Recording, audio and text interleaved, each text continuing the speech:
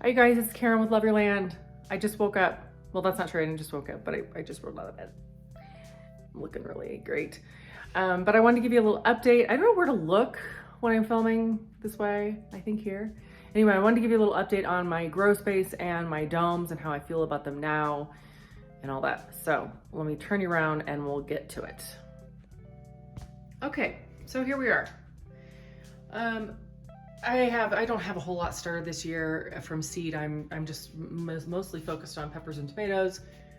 Bought a couple of peppers, a basil, whatever. And here I have some beans and a couple of watermelons and some more basil. And anything else I decide to grow this year, I'm just gonna buy it because I'm a little pressed for time. So everything's doing really well. These tomatoes needed water a little sooner than I gave it to them, so they were a little puny this morning, but they've perked up. I'm bottom watering them. They've drank it all up. So, but I wanted to come back here, sort of circle back and do an updated review on these domes, these grow domes that I got. I'm going to refrain from saying the brand name this time, because this isn't gonna be the best review. So I have all my lights, these panel lights, and the light that's you know, on the dome. They all come down here and they're plugged into this thing. So every morning we just come turn that little switch on and everything comes on. Except every few days, for reasons I cannot explain. Well, I have theories. This light doesn't come on. And so the reason it's not on is because somehow the bulb gets loose in the unit, in the fixture itself. So I have to come over here and tighten it. And it's always scary because I'm like, is it gonna electrocute me? See, nope. See, I just tightened it and it already pooped out. So that I have to do all the time, at least a few times a week.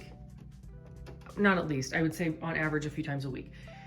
I never, ever once did that with my Sunblaster light unit.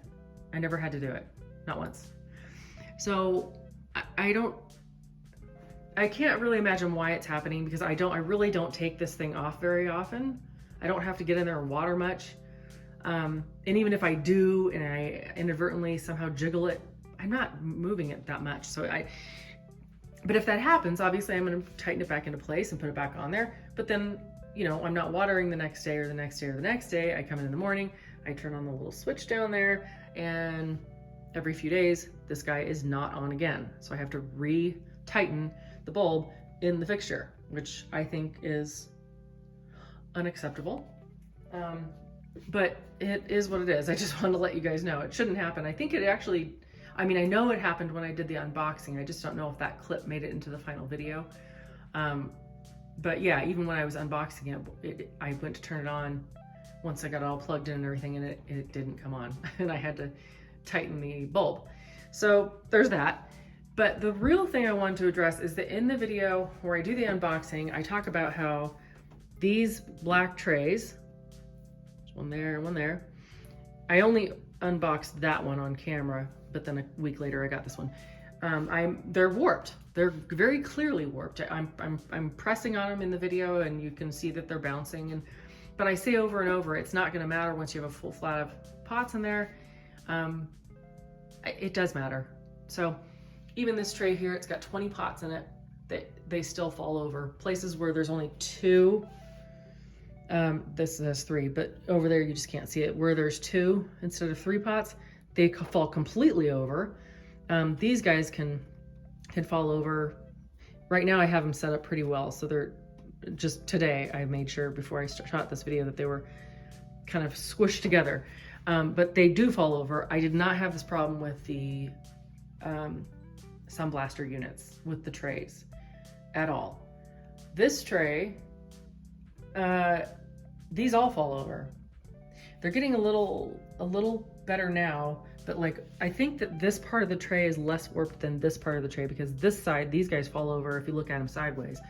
So you can see back there, there's a couple of pots. There's a blue one and a gray one. Those are just empty pots that I put in there and laid over on their sides to try to keep these these rows here of pots from falling over completely. I had to reseed my basil because they fell over and all the seeds came out, and I think they came out. I don't know. You can't really see basil seeds once they're mixed with soil, but they do fall over.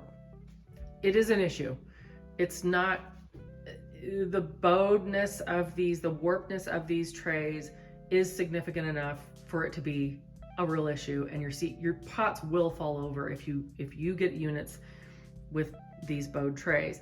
So is it the end of the world? No, but it's kind of frustrating because they're $50 a piece. So I emailed the company and I told them what was happening. I even gave them a link to my video so that they could see for themselves that I unboxed it and it was warped, or they were warped.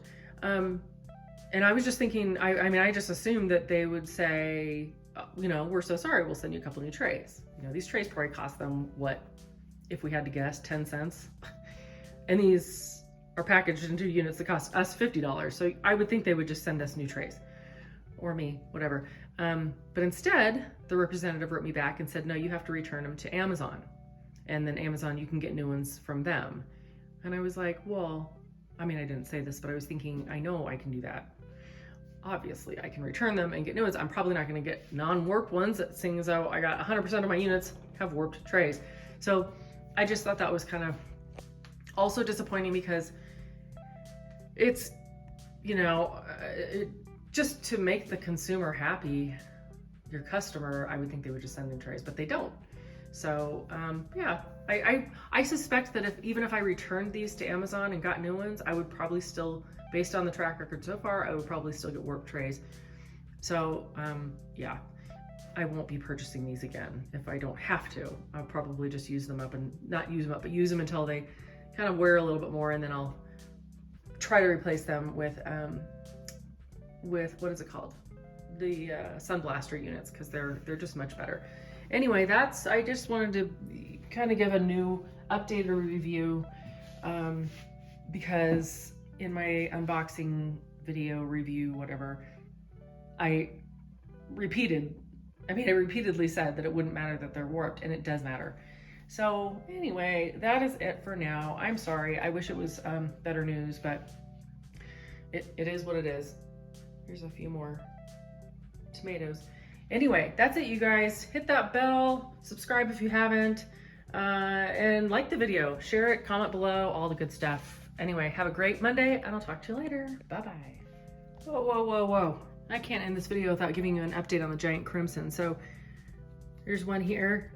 Excuse me. He's doing really well. He's one of the ones that was a little dry this morning, so he's still a little wimpy, but you can tell, look at the stem.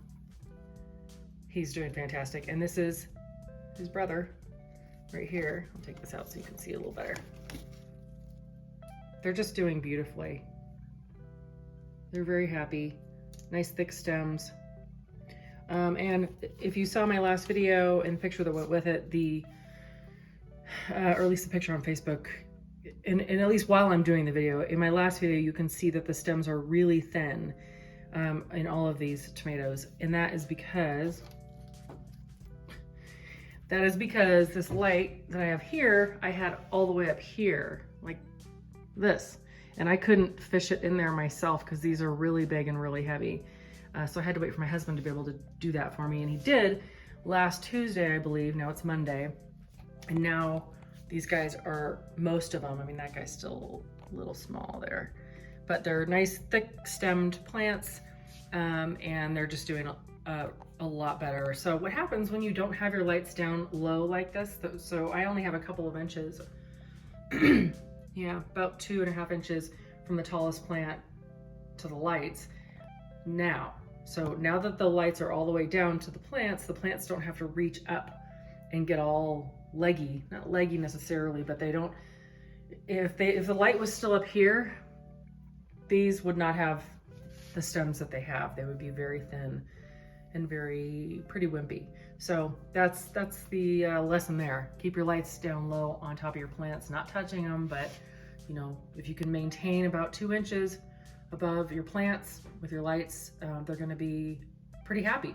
So anyway, that's really it for now, you guys. I will talk to you soon. Have a great Monday, and that's it. Bye.